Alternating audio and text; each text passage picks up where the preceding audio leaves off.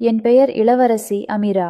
எனக்கு 32 வயதாகிறது. செப்டம்பர் 12, 2019 அன்று நான் மரணமடைந்திருக்க வேண்டும். சவுதி அரேபியாவில் பைபிள் வாசித்ததற்காக மரண தண்டனை விதிக்கப்பட்டேன். ஆனால் என் ஆண்டவராகிய இயேசு கிறிஸ்து என் வாழ்க்கைக்கு வேறு ஒரு திட்டத்தை வைத்திருந்தார். இது என் ஆச்சரியமான விடுதலைக்கான சாட்சி.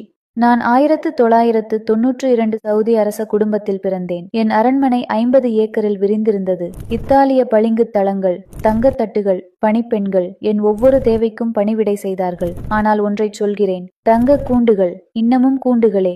உலகமே வாங்க விரும்பிய அனைத்தும் என்னிடம் இருந்தது. ஆனால் என் ஆன்மா வெறுமையாக இருந்தது. ஒவ்வொரு இரவும் என் ஆடம்பர அறையின் கூரையை பார்த்து, வாழ்க்கை இவ்வளவுதானா என்று ஏங்கினேன். உள்ளே இருந்த வெற்றிடம் ஆண்டுக்கு ஆண்டு பெரிதானது. நான் பல மணி நேரம் குர்ஆன் வசனங்களை மனப்பாடம் செய்தேன். 5 நேர தொழுகைகளையும் துல்லியமாகச் செய்தேன். என் உடல் சடங்குகளை பின்பற்றியது. ஆனால் உள்ளத்தில் ஒன்றுமே இல்லை. என் தேசம் பெண்களை மதிக்கவில்லை. என் கேள்விகளுக்கு அங்கே இடமில்லை. என் வாழ்க்கை துணை கூட ஒரு வியாபார பரிமாற்றம் போல தீர்மானிக்கப்பட்டது. சுற்றிலும் மனிதர்கள் இருந்த போதும் நான் தனிமையில் மூழ்கியிருந்தேன். மார்ச் 2018 லண்டனில் உள்ள ஒரு ஹோட்டலில் என் சுதந்திரத்தின் முதல் இரவில் இரவு மேசை பெட்டியில் அந்த சிறிய கருப்பு புத்தகத்தை கண்டேன். அது பரிசுத்த வேதாகமம். சவுதியில் இது ஒரு மரண தண்டனைக்குரிய குற்றம். என் இதயம் பயத்தில் துடித்தது. ஆனால் என் இதயம் அதை நோக்கி ஈர்க்கப்பட்டது. அந்த